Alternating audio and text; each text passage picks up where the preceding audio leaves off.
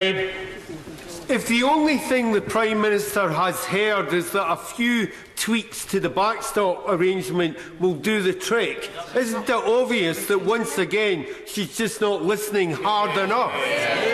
Prime Minister. As I've said earlier, I recognise that the issue that has been raised about the backstop is a genuine concern for many members across this House. That is why I believe it's right that we address it. Crispin Blunt. On Friday, the Treasury confirmed to me that this House has approved £4.2 billion worth of planning for no withdrawal agreement, and that in terms, stability in a no-deal scenario partly depends on the EU taking a similar non-disruptive approach to planning. With the economic prosperity of one of its members, the Republic of Ireland, very closely engaged, and with £39 billion at stake, and the interests of all the EU businesses that sell twice as much to us as we sell to them, why on earth would they not be planning with us a non-disruptive move to the certainty of World Trade Organization terms and the certainty of control over our economy and our ability to make future trade arrangements? Prime Minister. My right honourable friend asks why on earth wouldn't they? The fact is that the European Union has been making some of its own preparations for no deal. It has sent certain notices out in relation to certain matters, but it has not been engaging with us on the aspect of determining or mitigating the impact of no deal on both sides of the border. Anna Bardell. I ask this on behalf of the many Livingston constituents of mine that have been in touch, and I'm sure many people across the UK. What the heck is going on? This is a complete and utter cluster-boorer. Why is she more concerned with her own self-preservation and narrow party unity than the lives and livelihoods of my Livingston constituents? How dare she postpone this vote just because she was going to lose? Downing Street and her team have spent the last few days saying the vote was happening.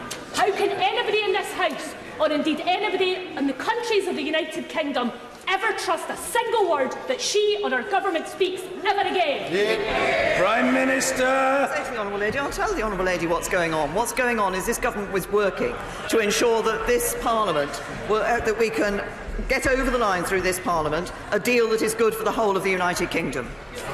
Mr. Peter Bone. Thank you, Mr. Speaker. Going back to what you said at the beginning of the statement, we had a very detailed business of the House motion passed. It even specified how many hours and on what days and when the vote would be. Ministers were sent out all over the country relating to that debate. Over 100 MPs have spoken already. 140 wanted to speak today. Now, it may well be that the Prime Minister is right, that this House would like to put off the vote. But it needs to be this House that decides that. And, Prime Minister, I don't think so far you've answered the question whether the procedure to be used is a motion of adjourning the House, in which case this House would have a vote, or whether it's just going to be by one sort of anonymous whip saying tomorrow. Prime Minister. Honourable friend, that I believe it is important for the government to be listening to the comments that have come to us in relation to this specific issue and to be responding to those comments. If we want to ensure that we get a deal over the line that is good for the British people, then I believe that is absolutely the responsible approach for this government to take.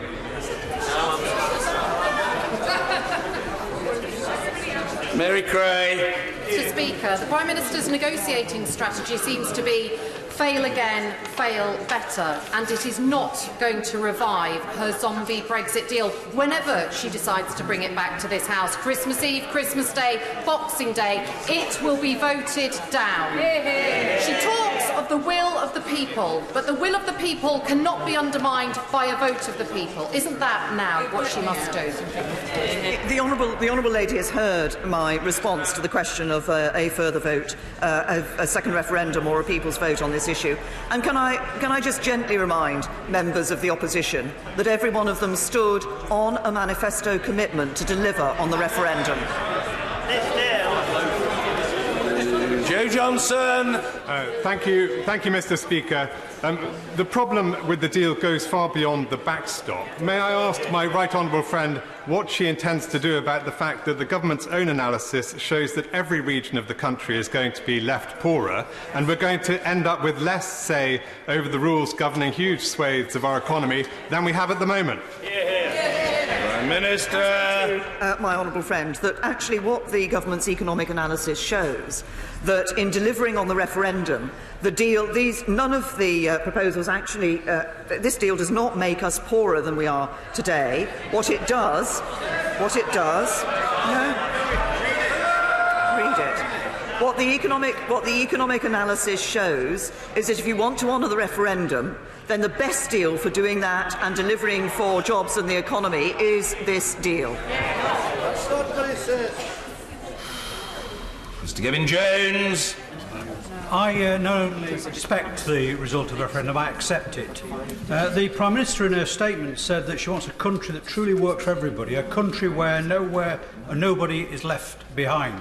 She's been in government now nearly 8 years, and in that time, both the previous coalition government and this government has had a deliberate policy of moving resources from poorer areas, most disadvantaged areas, to some of the most wealthiest areas. It's continuing today in public funding for public health in County Durham, which will see it's been the worst hit anywhere in the country, while leafier parts of Surrey actually gain.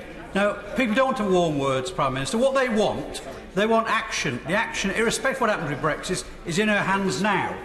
Prime Minister. To the honourable gentleman that we have been putting more money into our health service. We are going to give the health service the biggest cash boost in its history, and a long-term plan that ensures the sustainability of the health service. And in the 8 years that I have been in government, under both the coalition government and this Conservative government, we have seen 3.3 million jobs being created across our country. That's good for his constituents and good for constituents elsewhere. John Whittingdale. My right honourable friend in her statement said that alternative arrangements making use of technology could be put in place which would render the backstop unnecessary. Will she therefore incorporate those arrangements and go back to the European Union and ask for a free trade agreement along the lines that Michel Barnier proposed and said was the only way which could ensure that her red lines weren't breached and which would deliver on what the British people voted for? Minister. Right honourable friend, that the alternative arrangements are indeed specifically referenced in the withdrawal agreement, and of course what we are looking for, what we have set out in the political declaration and the proposals the government has put forward, is indeed a wide-ranging free trade area. It's just a better one than the one the European Union was proposing to us. Diana Johnson. Mr. Speaker, I spoke in good faith on Thursday, one of the 164 members of Parliament who did. I cannot understand why the Prime Minister did not hear before that debate started the concerns that members had about the backstop and other issues. So which part of the shambles that we're in today does she most regret, and when will I be able to vote against her deal, as most of my constituents are asking me to do? Prime Minister. To the honourable lady, we will indeed, of course, when we have sought the reassurances from the European Union, be bringing the matter back. But I also say to the honourable lady that I think it was right that we have listened. In negotiating, we listened to concerns that have been raised by members of this House. That's why we negotiated a number of changes to the withdrawal agreement before it was agreed that recognised the temporary nature of the backstop. Those have proved not to satisfy members of this House, and it is on that basis that I will seek further assurances. Dr. Andrew Murison. The Prime Minister's grit and determination to get the best deal available is truly remarkable.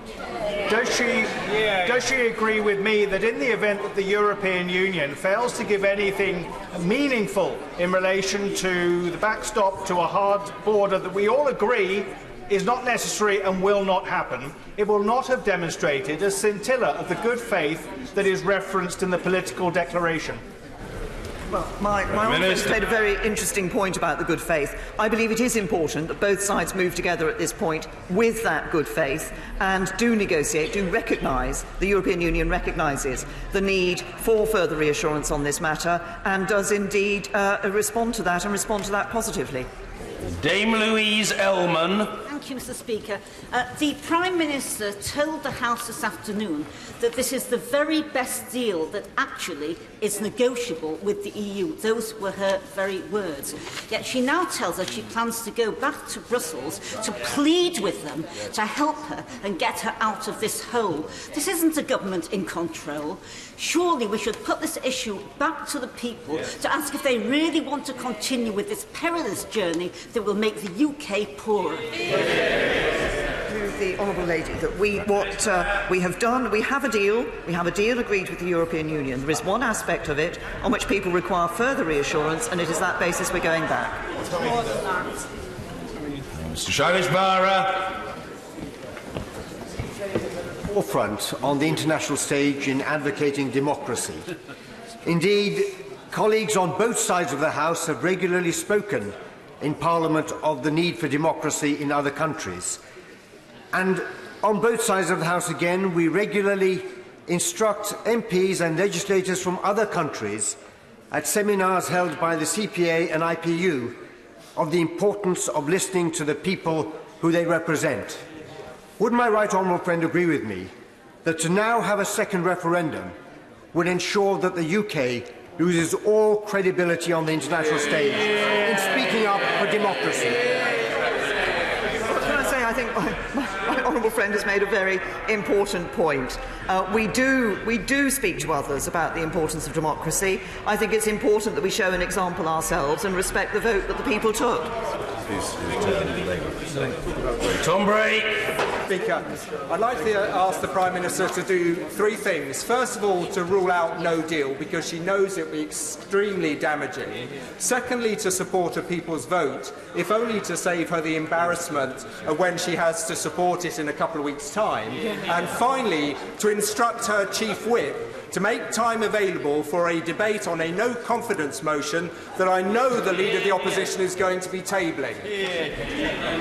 Well, can I say to the right honourable gentleman, he asked me to support a people's vote. The answer to that, he's heard me answer that on a number of occasions. The government will continue with its no-deal preparations because that is the reasonable things for to do. And in terms of time for debates within this House, there are accepted protocols in relation to that. Mr. Robert Halfon.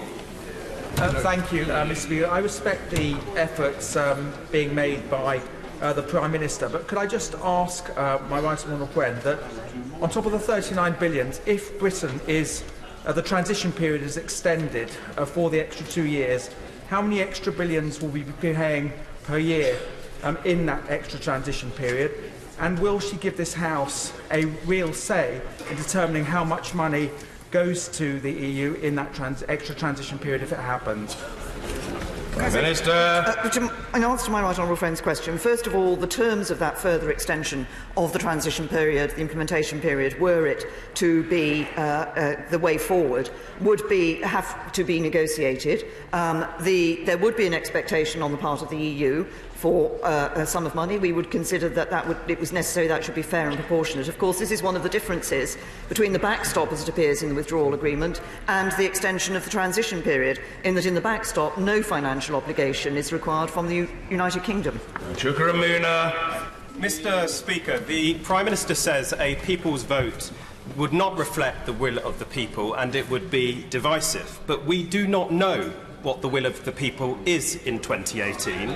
We are already a divided country. Nothing will divide us more and fuel the far right than a deteriorating economy. And is it not the case that, notwithstanding any tweak she makes to her backstop, her deal, her withdrawal agreement, will still leave us poorer relative to the current deal we have now? Minister. Honourable gentleman. The vote took place in 2016. People voted to leave the European Union, and I believe it is our duty to deliver on that. Mr. Douglas Ross. much, Mr. Speaker. I am one of the hundreds of members who was hoping to participate in the debate this evening and tomorrow, and I hope, Mr. Speaker, the Government have listened very closely to your guidance and allow members the opportunity to explain their views, because I would like the opportunity to explain to the people in Murray why I came to the conclusion that I could not support the Prime Minister in her deal. But could I ask the Prime Minister particularly a question that has so far been evaded from across the House? Not only do members in this chamber, but our constituents deserve to know when the vote will finally be taken. When will it be? Can I say to my honourable friend, we are going to discuss with the European Union, with the other partner, with the other party to this negotiation, the requirements that we have and requirements that we are putting forward. And of course, until those discussions have properly started, it's not possible to say the length of time that it will be necessary to hold those discussions. Reference has already been made to the 21st of January date, which is within the legislation that this House has passed. I want to work as quickly and as urgently as possible with, well, my honourable friend says when, but the question, as I've just said, is we need actually to enter those discussions with the European Union, and until we have done that, it is not possible to give a date. Vera Hobhouse. Mr. Speaker, an honourable member from this side of the House only said last week the government always says no before it says yes. So I'm holding my breath about the people's vote. But, Mr. Speaker, I've got another question to the Prime Minister. In 2016, 17.4 million people voted to leave the EU, and the Prime Minister says her deal is delivering Brexit and the will of the people. Those honourable members on her own side who also want to leave the European Union, like the members for Uxbridge or North East Somerset or Wickham, don't believe that her deal is delivering on Brexit and on the will of the people. How many of the 17.4 million people who voted in 2016 voted for her deal? Prime Minister. Can I say to the honourable lady, up and down the country, the messages that I get from people, regardless of whether they voted leave or remain, are very simple. Deliver on the vote, get on with it, and let's move on. Giles Watling. Speaker, I speak as a Remainer, which is probably a dangerous thing to do in this corner of the back bench. However, I respect the results of the referendum, but I'd like to ask my right honourable friend, what has been the point of all the pain and uncertainty of the last 2 years if in the final analysis the arbitration panel still remains under the dominion of the European Court of Justice? Can I say to my honourable friend, this is one of what I believe is a misunderstanding of the situation. The arbitration panel does not remain under the dominion of the European Court of Justice. The arbitration panel will make its own decisions. But if there is a dispute which involves an aspect or in the interpretation of European Union law, there is only one body that can interpret European Union law, and that is the European Court of Justice. So the arbitration panel will be able to ask the ECJ for their opinion on that particular point, and they, as an arbitration panel, will then determine the dispute. The European Court of Justice will not be the arbiter of that dispute. Sammy Wilson. Speaker. Shortly after the Prime Minister announced that there would be no vote on this issue, Michel Barnier and the Taoiseach of the Irish Republic were slapped down the idea that there would be any renegotiation of this deal. The Prime Minister may be prepared to be humiliated by arrogant EU officials and by Irish politicians.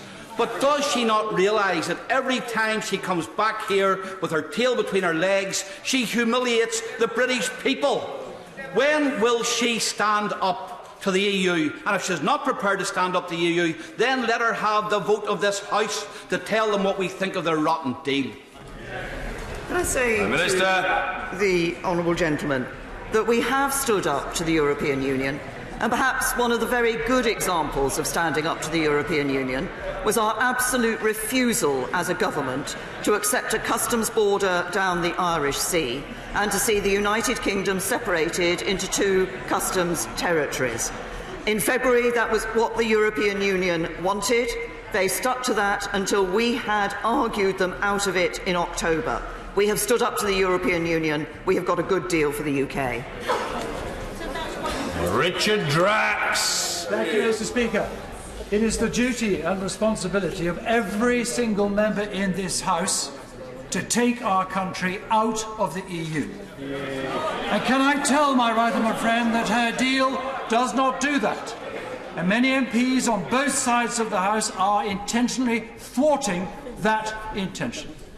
Can I ask my right honourable friend to go back to the EU, offer a free trade agreement, and if that is not acceptable, to fall back on WTO terms and then deal with the EU outside the EU, where I am positive a deal will be struck and this poison and division will be gone. Prime Minister. My honourable friend, I agree with my honourable friend that I think every member of this House has a duty to deliver on the result of the referendum and take the United Kingdom out of the European Union.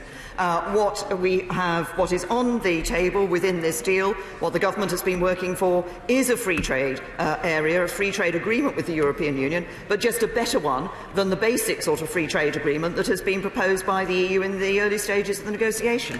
Mrs. Helen Goodman. Thank you, Mr. Speaker. The Prime Minister said in her statement, and I agree with her, that the majority of people in this House do not want no deal. And she also knows that the ERG are a small minority in this House. So rather than writing a side letter which won't satisfy them, why doesn't she do what my right honourable friend said and agree the next step of negotiating objectives across the House? Prime Minister. As I've explained to members previously, this question of the backstop and the concern of the backstop is one that is not just held by a small number of members of this House. It is held by a wide range of members and held by members across opposition benches as well as the government benches. And I believe in that circumstance we are taking exactly the right action. Mr. David Tredynick. Will my right honourable friend not bring this back to the House before Christmas to give members with entrenched positions a chance to reflect over the recess? I hear what my honourable friend says. I think, as I said earlier, the timing of this is rather better determined by the nature of the discussions that we have with the European Union. Peter Kyle. Thank you, Mr. Speaker. The Prime Minister started this process by going to the Supreme Court to stop the House of Commons having a say in starting this Brexit process. We're only having a vote tomorrow, or were only having a vote tomorrow, because she was defeated last year in the withdrawal amendment. Isn't it true, Mr. Speaker, that she has the barefaced cheek to come before this House and lecture us about a duty to this House and our Parliament? Isn't it true that no Prime Minister is better than a bad Prime Minister?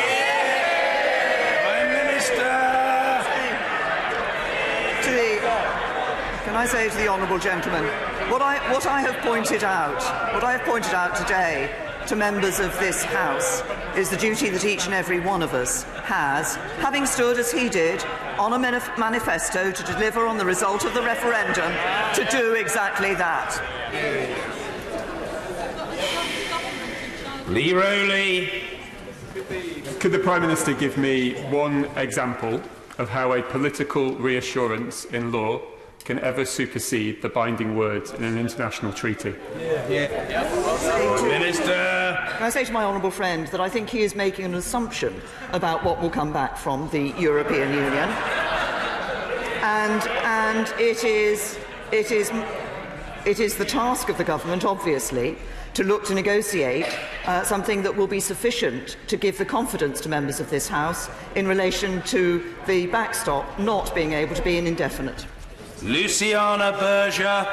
Thank you, Mr. Speaker. I've listened very closely to the Prime Minister's responses so far this afternoon, and I ask her, does she truly believe that the people who voted to leave 2.5 years ago did so in order to make our country poorer? And did they do so at any cost? Do they want Brexit at any cost? And if she's so sure that the majority of our country want this actual deal rather than the false promises that they were missold, why doesn't she do the most democratic thing and take her deal back to the country and give them a final say? Prime Minister! I say to the Honourable Lady that I think what people voted for was to ensure that we brought an end to free movement, which the deal does, was to ensure that we brought an end to sending vast annual sums to the European Union, which the deal does, and was to bring to an end the jurisdiction of the European Court of Justice, which the deal does. James Cleverly. Thank you, Mr. Speaker.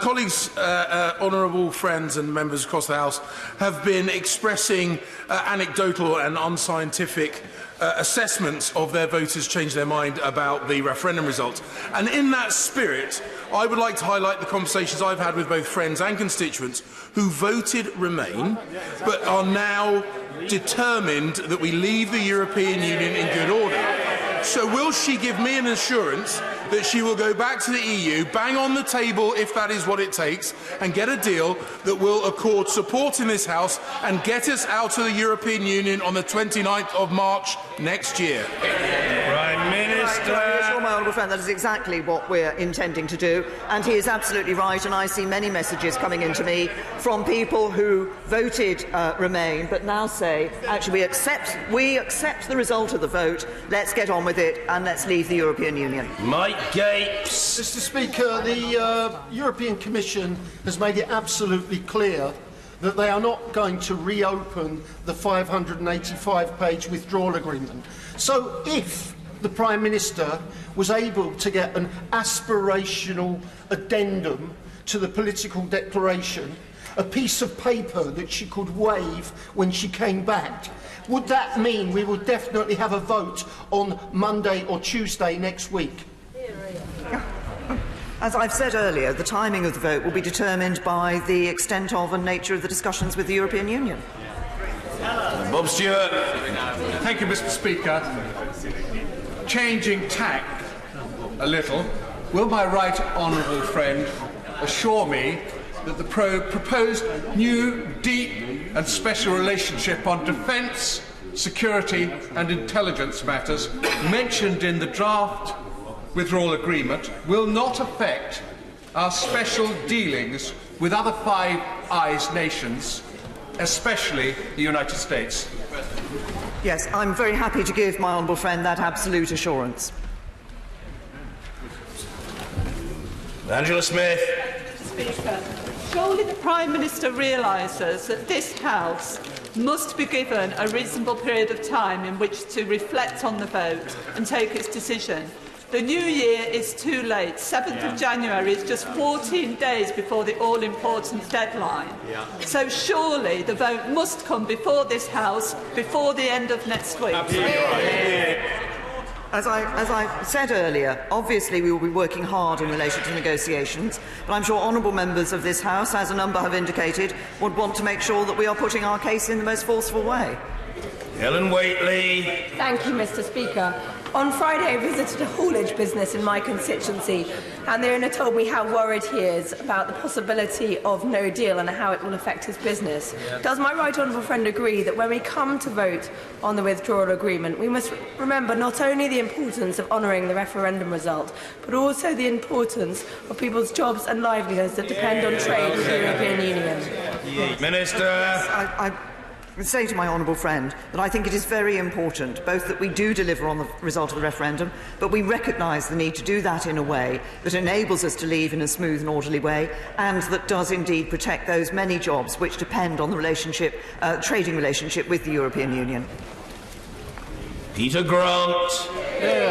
Thank you, Mr. Speaker. I've been reflecting on the fact that the referendum that I took part in as an 18-year-old first-time voter in 1979, in which Scotland voted to return its Parliament. If the EU referendum had been subject to the same rules, we would not be leaving now. But does the Prime Minister not accept that the difficulty in getting an acceptable trade deal, the difficulty in resolving the problem of the Irish border, is not the fault of the Irish, north or south, it's not the fault of Europe, it's the fault of the red lines that she unilaterally and unnecessarily set right at the start. If the Prime Minister will not accept that it's time for the red lines to go, surely it's time for the Prime Minister to go. Prime Minister.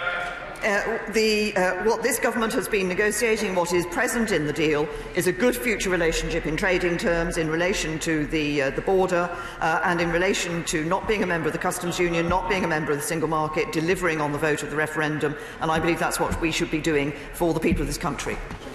Bima Falami. Thank you, Mr. Speaker. Mr. Speaker, I agree with my right honourable friend, the Prime Minister, when she says a no deal would be bad for the UK, but it would also be bad for the European Union. And with that in mind, would my right honourable friend agree with me that the European Union, as they and their diplomats watch this debate, need to really decide whether they want a deal or not? Because without changes to the backstop, a deal will not pass this House.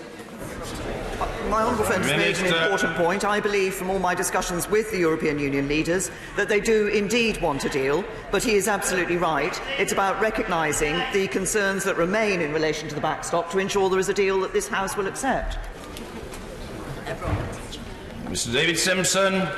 Can I remind the Prime Minister that assurances will not deliver the people of Northern Ireland on this deal? No assurances will. And will she go further and admit tonight that in order to get the deal as far as she has got the deal, that Northern Ireland had to be made the sacrificial lamb to placate the Irish Republic and the EU? No, that is absolutely not the case. What has happened throughout these negotiations is that this United Kingdom government has been very aware of the responsibility that we have to the people of Northern Ireland, and it is that responsibility which leads us to want to ensure that in the circumstances set out in the withdrawal agreement it will be possible to assure people in Northern Ireland that there is no hard border between them and Ireland. Andrew Percy.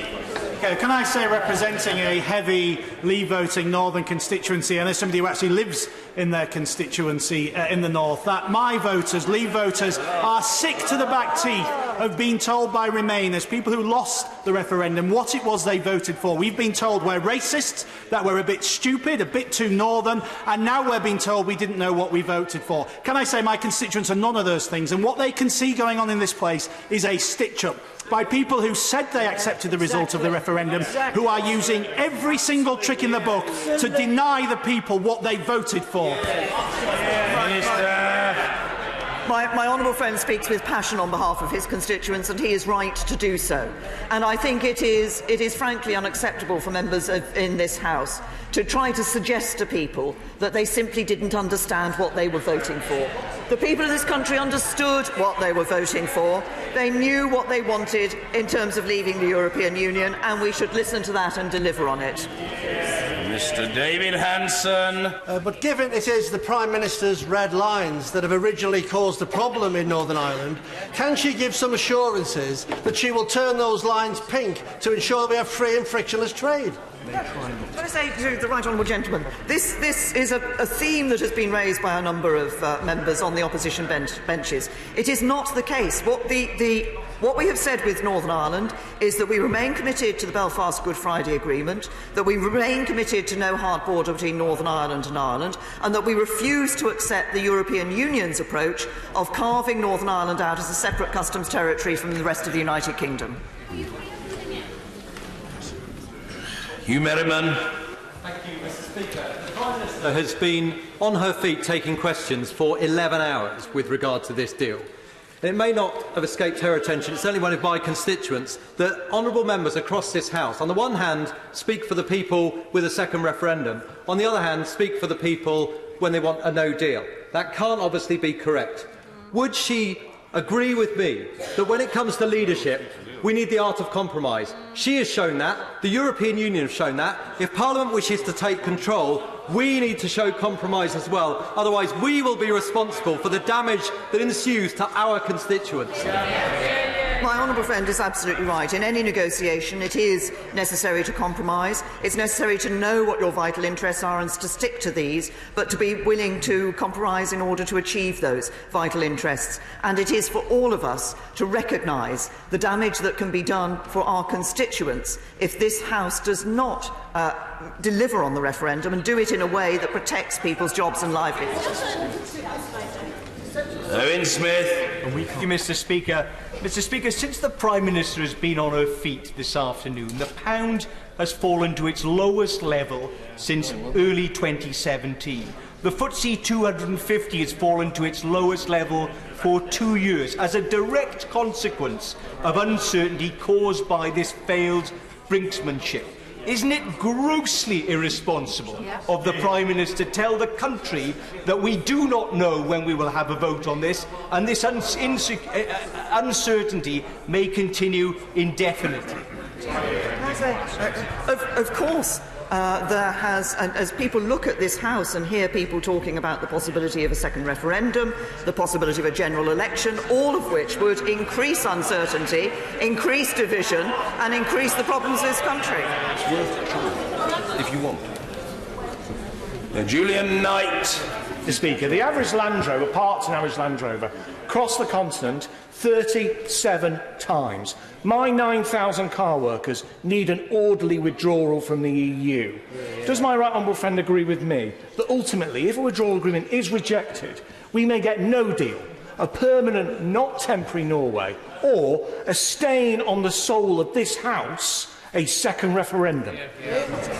I think my honourable friend puts it very well, and that is why members of this House need to consider the importance of delivering on the referendum, but also the importance of doing it in a way, as he says, that actually protects people's jobs and them and their children's futures.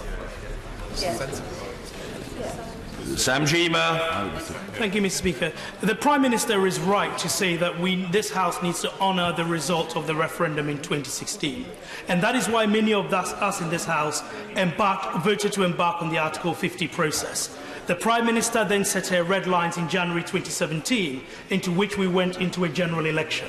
The direct consequence of that general election was the loss of our majority on this side of the House and the gridlock we see in Parliament today. There is no majority for any option in this House, and the Prime Minister haven't gone back to renegotiate and not got anything that this House can accept. I would say that we should not once again be boxed in by our own red lines. It's not Parliament frustrating the will of the people. The general election produced an outcome that cannot lead to a clear decision, in which case we should not be afraid to give it back to the people. Prime Minister. I hear the argument my honourable friend is making, but I say to him that I have answered this question of the people's vote on a number of occasions, and he talks about the views of people across this House. When the time comes, it will be for people across this House to recognise the importance of delivering on that vote that took place in 2016. West Streeting. Thank you, Mr. Speaker. The Prime Minister talks about trust and faith in politics and the importance of honouring the vote in 2016. But what does she think it will do to trust in politics when those voters realise the deal she's negotiated bears so little resemblance to what they voted for? What will it do when people realise that we'll be subjected to EU rules but with no say over them? What will it do when they realise that initially we can't trade with the rest of the world, and even when we can, it won't substitute for the trade she's sacrificed around the negotiating table? And worst of all, what will it do to trust in politics when they're feeling the pain and they're subjected to what she's negotiated and they've been given no say over it whatsoever? If she believes that this is in the national interest and it commands public support, why won't she ask the people? Prime Minister. People voted to end the jurisdiction of the European Court, to end free movement, to end sending vast annual sums to the European Union every year, and that is what this deal delivers. Richard Graham. Mr. Speaker, I respect the Prime Minister's efforts to try and get the reassurances on the backstop to deliver the referendum, which was, let us remember, a manifesto commitment for both Conservative and Labour members of this House. But does she agree with me that those members who hope that this leads to no deal should realise the House will not support that outcome, and any other deal will not honour the referendum in a meaningful way? Snatching parliamentary defeat out of the jaws of referendum victory would be bad for trust, but not impossible if enough members fail to get behind the government's proposals. Prime Minister. My honourable friend has put the facts very clearly in relation to this House, and that is why I spoke in my statement of the responsibility that this House has. Responsibility to deliver on the referendum, to do it in a way that does protect people's jobs and futures, and to recognise the importance of the vote that people will take and its impact on people's trust in our politics. Lillian Greenwood. This morning, a prominent Nottingham business warned me that a no-deal Brexit could put them out of business. This afternoon, the Prime Minister raised the threat of an accidental no-deal. It is crystal clear that her deal cannot command a majority in this House whenever we vote on it. Isn't her time-wasting delay simply reckless? Prime Minister. No, and honourable members of this House who don't wish to have no deal need to recognise that the only way to have no deal, not to have no deal, is to have a deal and to agree a deal. And there is no agreement on any alternative deal in this House. Alberto Costa. Thank you, Mr. Speaker. There is one part of the agreement that it is incontestable that must be legally binding sooner rather than later, and that's the issue of citizens' rights. Can the Prime Minister reassure this House that as she speaks to EU leaders, if the ugly spectre of no deal arises, will she reinforce her efforts to ensure that a legally binding agreement on citizens' rights can be brought before this House as soon as possible? Well, can I thank my honourable friend? He has championed the rights of citizens' rights of those EU citizens living in the UK consistently throughout this process. Can I assure him that we have been stepping up to the plate in relation to citizens' rights in a no-deal scenario? And my right honourable friend, the exiting the EU Secretary, has reminded me that actually a notification was issued last week on that matter. But of course we should remember those 1 million UK citizens living in EU member states, EU 27 member states, and encourage other member states to extend the same generosity to those UK citizens. Kevin Brennan.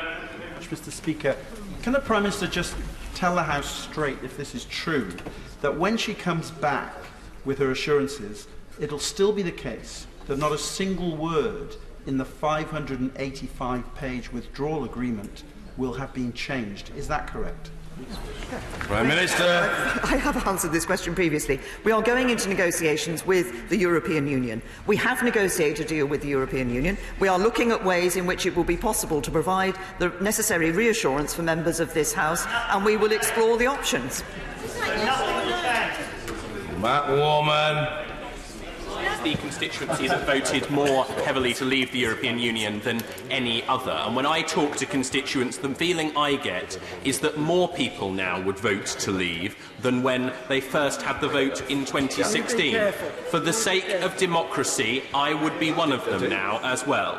Does the Prime Minister agree with me that it should fill our constituents with horror when members of Parliament who stood on manifestos to deliver Brexit now talk of a second referendum? I absolutely agree with my honourable friend, and indeed I received messages from people who across the country voted to remain who say exactly as he has. They would now vote to leave because they believe in the importance of recognising and honouring the result of the referendum. Leila Moran. Very much, Mr. Speaker. The Prime Minister today asks if this House wants to deliver Brexit. Well, I'm more interested in if my constituents do. Since she brought this deal to this House, 85% of the letters that I've received are in favour of a people's vote with the option to remain. And she further says we need to be honest about those risks. Well, I can tell her that my constituents know very well those risks. They are dismayed at the mess here, and they now consider it very much the least worst option. By denying the people of Oxford, Western Abingdon and others across this country their will, is she suggesting that they don't know what they're asking for? No, what I am saying to the honourable lady and many members of this House will also be receiving responses from people across the country who are making the point that they voted in the referendum and that they expect Parliament to deliver on the result of the referendum rather than having a second vote. Chris Phil. Mr. Speaker, In the Prime Minister's statement earlier, in relation to the backstop, she made clear she had listened to the views of the House. That is a mark of true leadership, and she has done exactly the right thing. But the Prime Minister will also acknowledge that following the Attorney General's statement last week, many members of the House on both sides have concerns about the legally binding nature of the backstop and the fact we require European Union consent to get out of it. Does she therefore agree that any changes to the arrangements designed to reassure the House have to be legally enforceable? I'm well aware of the concerns of the House about the legal enforceability on this issue and the desire to ensure that anything that is... what people have been saying to me is that they want to ensure that the backstop can be brought to an end, and there are various ways in which we can do that. What we need to negotiate, what we'll be discussing with the European Union, is the whole question of how we can do that in a way that does give sufficient reassurance and sufficient confidence to members of this House that they are not faced with a situation where they have one aspect of this which is under one determination and another aspect which is less secure. It's giving that confidence to members of this House that we will be negotiating. Paula Sheriff. Thank you, Mr. Speaker. I believe the Prime Minister, who incidentally just last year promised us a strong and stable administration. I believe she attended a lunch today where she said she thought that her deal was the best available. What does she know now that she didn't know then? Prime Minister. I've been very clear that the deal, what we are looking at is one aspect of the deal which we had negotiated ways of addressing it within the withdrawal agreement. What has been proved is that the ways that were negotiated in that withdrawal agreement have not been sufficient to give confidence to members of this House. The European Union has been clear that the backstop is only temporary, but people want further confidence that it will be only temporary, that it can be brought to an end, and that's what we'll be negotiating and discussing with the European Union. Kevin Foster.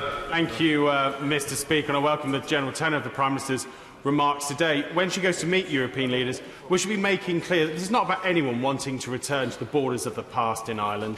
This is about wanting to make sure that we will have the sovereign ability to choose our own trading destiny future, and that we won't be subject to potential vetoes on extraneous issues that are nothing to do with keeping a border open in Ireland. Yes. My honourable friend puts it very well. I think it is important that we remind the European Union that we are committed to no hard border between Northern Ireland and Ireland, but we are also committed, as they have reflected and respected in the political declaration, to having an independent trade policy. And it is important that the policies we have to deliver on no hard border enable us to operate that independent trade policy. Stuart Malcolm MacDonald. Thank you very much, Mr. Speaker. The art of diplomacy is known as allowing someone else to have your way. So given that failure on the government's part, when a government can't get through its central piece of legislation, shouldn't it stand aside? And if it doesn't, shouldn't the Leader of the Opposition put forward a no-confidence motion? Because I suspect if she was sat where the Right Honourable Member for North Islington is sat, she would do the exact same. Can I simply point out to the honourable gentleman, he talks about legislation. Of course, the meaningful vote is not in itself legislation. The legislation follows with the withdrawal agreement bill that we put before the... He says he didn't mention it. He did actually use the term legislation in what the government is doing. What we are doing is ensuring that we have listened to members of this House and that we are holding those further discussions with the European Union to deliver on the views of this House. Rachel McLean. Thank you, Mr. Speaker. I'd like to speak up for something that seems to be going out of fashion, which is compromise and pragmatism in order to bring the country back together. Doesn't she agree with me that members on the opposite side need to respect the manifesto that they stood on, which was to deliver the result of the referendum, stop playing party politics with their own constituents and back the deal because they say they don't favour a no deal and get... Order, what a noise. The Honourable Lady must be heard. Rachel McLean. Thank you, Mr. Speaker. I merely asked the Prime Minister if she agrees that the opposition need to support her deal to deliver what they promised to their constituents. I think my friend is absolutely right. Absolutely right. The official opposition, as the Conservative Party did, stood on a manifesto to deliver on the referendum and should do exactly that.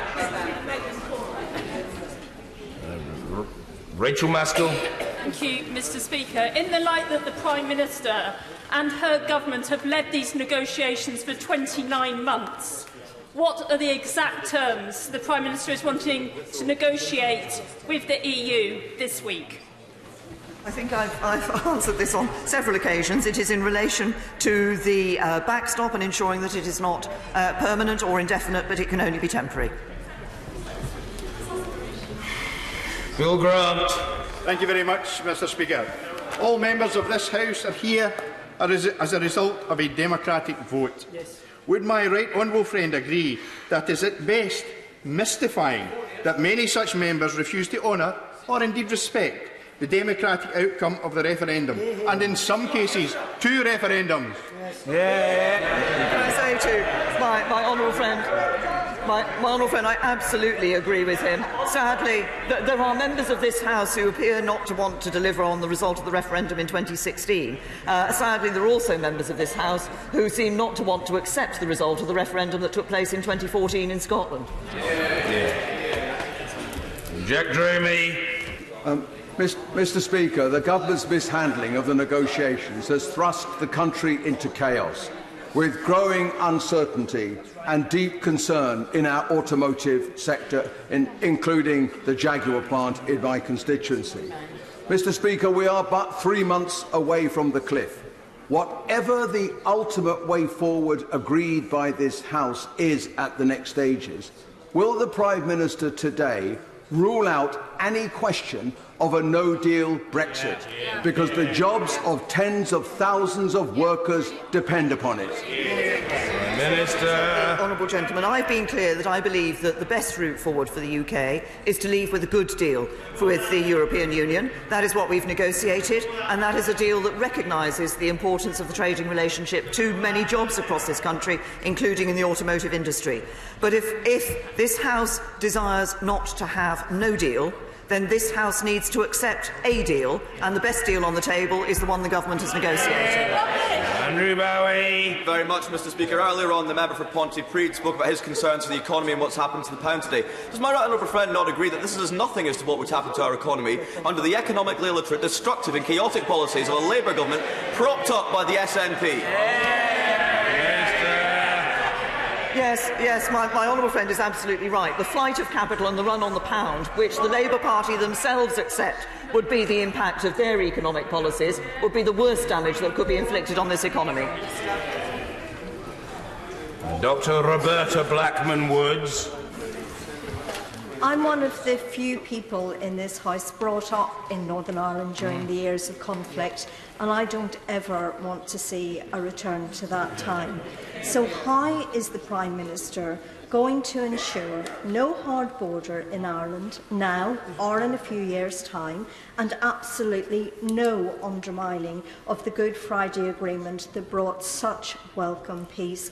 And surely this negotiation should not be about the Prime Minister trying to placate enough people on her own side to heave this bad deal over the line. It should be about the long-term peace and prosperity in Northern Ireland and the rest of the UK too. It is that long-term peace and prosperity, not only of Northern Ireland but the whole of the United Kingdom, that has underpinned the approach the government has taken to the whole of these negotiations. We remain firmly committed to ensuring that the peace process that has been so important to the lives of people in Northern Ireland, that the peace that has been achieved and the development in Northern Ireland that's been achieved can continue into the future and give the people of Northern Ireland the bright future that we can also give to people across the whole of the United Kingdom. Having no hard border between Northern Ireland and Ireland is an important part of maintaining that process into the future. Alex Chalk. Thank you, Mr. Speaker. Isn't the public entitled to a grown-up acknowledgement across this House that the issue of the backstop affects both policies, whether it's the Prime Minister's proposal or indeed the opposition proposal to stay in the customs union or outside the single market? Both require a backstop. Does she agree? My honourable friend is absolutely right. Any of the alternative arrangements that have been put out in contrast to the government's deal also require a backstop.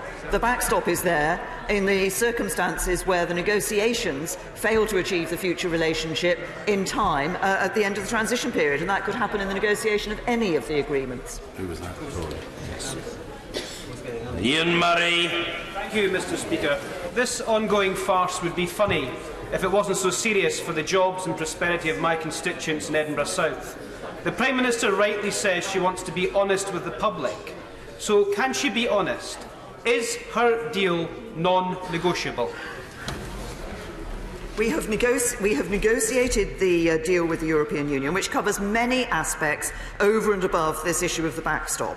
The one that that members of this House have raised concerns about is the particular aspect of the backstop in relation to whether or not it can be indefinite or is only temporary. And it is that specific point on which we are seeking those reassurances. Raymond Chishti. Mr. Speaker, like many other colleagues, I was hoping to speak in this debate and outline my reasons why I'll be opposing this debate and voting against that. Can the Prime Minister clarify this specific point for me? She's talked about manifesto commitments. Can I refer the Prime Minister to page 36 of the Conservative Party manifesto, which says, as we leave the European Union, we will no longer be members of the single market and the customs union. How does that reconcile with the deal that we have and the Attorney General's advice on paragraph 7 on the customs union and single market? It is indeed reconciled with the fact that the future relationship we will have with the European Union will ensure that we are not in the single market and not in the customs union. And indeed, in the withdrawal agreement in relation to the backstop in Northern Ireland will not be in the full single market. And the point about the backstop is it is only intended to be temporary. The absence coming out of the single market, coming out of the customs union, coming out of all the other aspects of the European Union membership that people voted against and wanted to see us come out of, is delivered in the future relationship we have with the European Union. Christine Jardine. Mr. Speaker, there are two small points from today's debate I wonder if the Prime Minister could clarify. The first is that, in anticipation of speaking in this afternoon's debate, like many other members, including those on her own benches, I gauged the opinion of my constituents in Edinburgh West. Implicit in that, as in the Prime Minister's statement, that she has listened to what the House said and is going back to review the backstop, is an acknowledgement that people can change their mind. So that being the case, why is the Prime Minister not prepared to let the country see whether or not they've changed their mind? And could she please clarify the point raised by my honourable friend from Wellingborough about the mechanism she's going to use over this afternoon's debate? Can I say to the Honourable Lady that there will be a business statement after this statement has finished, and in relation to the first point about going back to the country with a second referendum, I think I refer her to the answer I've given to the same question earlier. Simon Hall. Thank you, Mr. Speaker. Can I tell my right honourable friend that in all of my discussions with businesses and farmers in my North Dorset constituency, they desperately want a deal. So I support the instincts of my right honourable friend. But given that we are told that the technology exists within the world that would deliver a robust, non-hard border, policy compliant, within the transition period, does she believe that the backstop is potentially being overblown in terms of it being anything other than the insurance policy that all parties require to safeguard that precious peace which so many right honourable and honourable members have spoken of? Well, my honourable friend is absolutely right. The withdrawal agreement now references the possibility of those alternative arrangements which can deliver on the no hard border, which is so important for the peace he references, and that indeed could mean that the backstop genuinely does not need to be used. And there's been a lot of focus on the backstop, but given there's the possibility of extending the transition period and given the existence of alternative arrangements, those both make it even less likely that the backstop would ever come into force. Yes. Christian Matheson. Thank you, Mr. Speaker.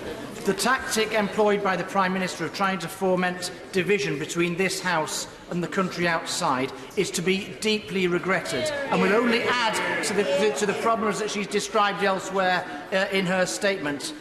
Can she tell us, is the deal that is currently sitting on the table of this House now dead, since she is trying to go and renegotiate something that was previously unnegotiable? First of all, It is not. We're not trying to foment division between this House and the people. No. Every member of this House has a responsibility to understand what I believe is a duty to deliver on the vote of the referendum. A number of members of this House are indicating that they would prefer to follow a different route than delivering on that referendum vote. I believe that we have a duty to deliver on that referendum vote, and as I have explained, I believe the deal that's been negotiated is the right deal for the UK. There is this aspect in relation to the backstop on which we will be going back to the European Union. Jim Shannon. Prime Minister, I said during one of your previous statements that Northern Ireland will not be your sacrifice. You have stated that there must be compromise, but the state of Northern Ireland is an absolute, and the tinkering that has taken place is not acceptable. Regretfully, Prime Minister, none of your words today have reassured this House, and the gap of mistrust between yourself and myself and the DUP has grown into a chasm.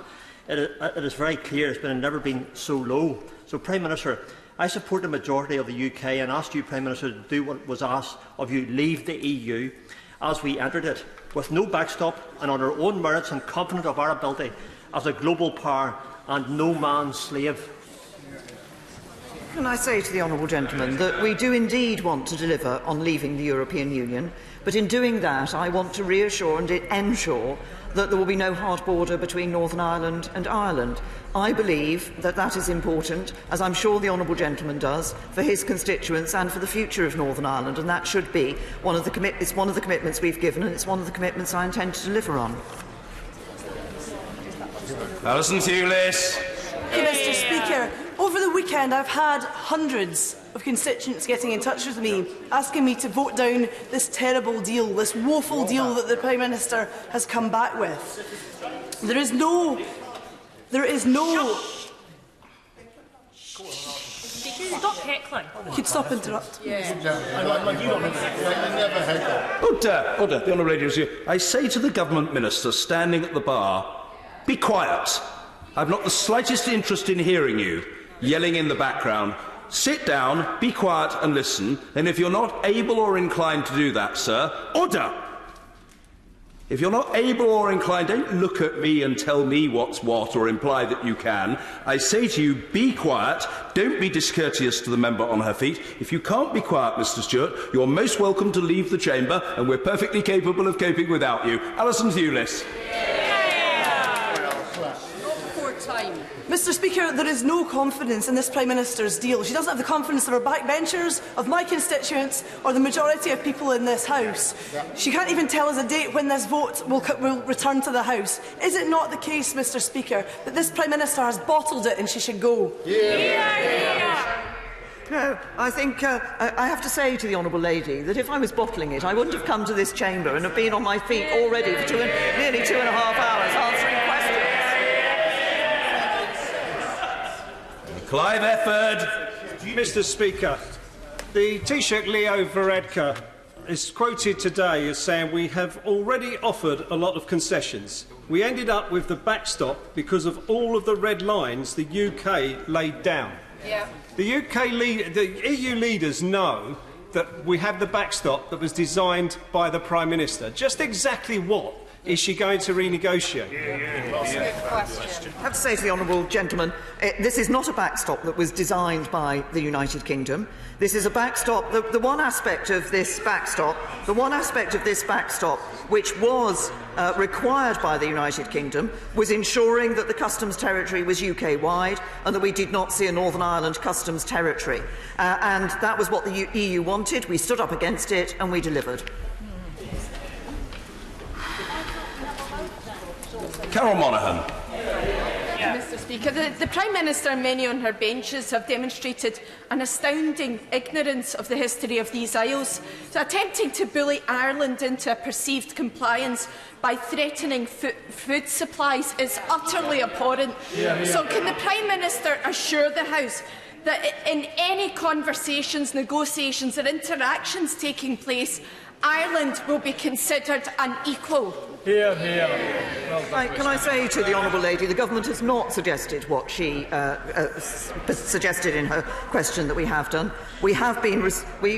Ireland is currently a fellow member of the European Union. We, in the future, will not be a member of the European Union, but one of the things that I have discussed with the Taoiseach is actually how we can continue to ensure that our bilateral relations, which have been growing much stronger in recent years, can continue to grow well in the interests of the whole of the United Kingdom, including Northern Ireland. Mr Andrew Slaughter.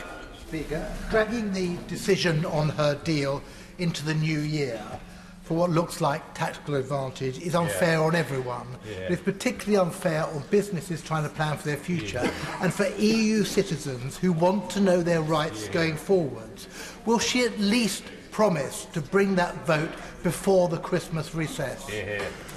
One of the important elements, of course, of the deal that we've negotiated is being able to give EU citizens the confidence about their rights. We have done that even in the circumstances of a no deal. Should there be a no deal, what is important for certainty for the future and what will deliver all of these things for the future is actually this House agreeing a deal. Kerry McCarthy. I've had hundreds of constituents emailing me to express their unhappiness with the Prime Minister's deal. And they're not troubled by the backstop. They're worried about their jobs, the economy, whether they'll be able to get their hands on life-saving medicines, whether food prices will go through the roof. It is self-indulgent in the extreme for us to be here putting off this decision day after day after day while the Prime Minister tries to save her own skin. She will not be able to come back with a deal that satisfies me that my constituents will not be worse off. Can she just get on with it? That's actually what I am doing, is getting on with, finding a way through, yes, with listening to members of this House and then going back to negotiate on that basis. But I say to the Honourable Lady, that the deal has been negotiated with the European Union. If she wants to avoid the circumstances of a no deal, then she has to accept a deal. This is the deal that is on the table. Alex Norris. Thank you, Mr. Speaker. It was clear after the Chequers Agreement was announced that there was not a majority in Parliament for it. It's been clear after the withdrawal announcement was made that there's not a majority in Parliament. It's been clear after 3 days of debate that there is not a majority of Parliament for the Prime Minister's plan. In that time, we have wasted months. Yes. Now the Prime Minister proposes to waste further weeks. Is the Prime Minister's new strategy to run the clock down to the very last minute to give us a false choice between her deal and the catastrophe of no deal? Honourable members of this House will need to face the fact that there will be a choice between a deal, between no deal or no Brexit, between a deal, no deal or no Brexit. There is no majority in this House for any of the alternative arrangements that have been put forward by members of this House. Daniel Zeichner. Thank you, Mr. Speaker. The Prime Minister told us earlier that she'd been listening, but I'm afraid she's been a touch selective in what she's actually heard, because it's not just about the backstop. And can she level with the country and tell them that actually the political declaration isn't a deal, it's a series of shared aspirations, and the negotiations are likely to drag on for years and years and years. The political declaration makes it very clear that that what will be negotiated will give effect to what is in the political declaration, if you like, its instructions to the negotiators. What is also clear within the deal that has been agreed is that both sides will use their best endeavours, acting in good faith, to achieve that negotiation by the end of December 2020. Dr. Rupa Haq. Mr. Speaker, 9 times the Prime Minister assured us that there'd be no early general election, and still it happened. As recently as this morning, her hapless, ever-changing band of ministers were out on the airwaves assuring us that there would be a meaningful vote tomorrow, before this latest twist, this sort of premature parliamentary ejaculation that has put the lie to the claim that she sticks to her guns. That's strong. When she won't even tell us when the vote is deferred to, and it appears that the lady is for turning. How can we or anyone trust anything she says again? I'm tempted to say to the Honourable Lady, if she looks carefully, I think she'll see that I'm not capable of a parliamentary ejaculation.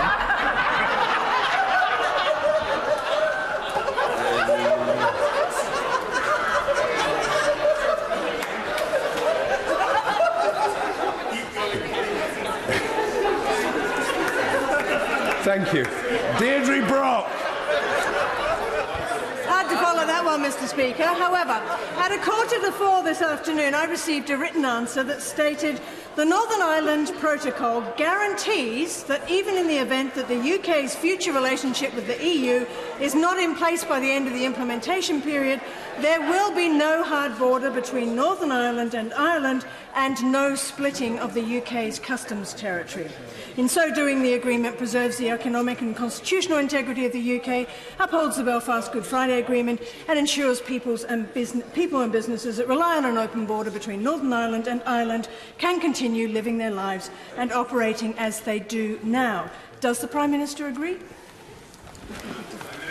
Yes, that's what we've negotiated, to ensure there will be no hard border between Northern Ireland and Ireland. Anna McMorrin. Thank you, Mr. Speaker. World leaders are gathering in Katowice in Poland this week to agree action on climate change, the single biggest issue facing us in the world today. But instead, here we are, embroiled in a massive act of self-harm, with unable to move forward, the pound at its lowest point in 18 months, locked in a stalemate.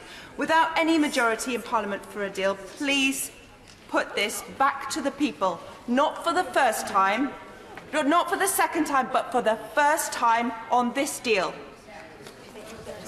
I refer to the Honourable Lady to the answer I've given her earlier. I would also point out to her that if she wants the government to be able to get on and focus on the issues that she's talking about, we have representation in Katowice. We are still working on the issues of climate change and other things. But going back on a second referendum will not help that process.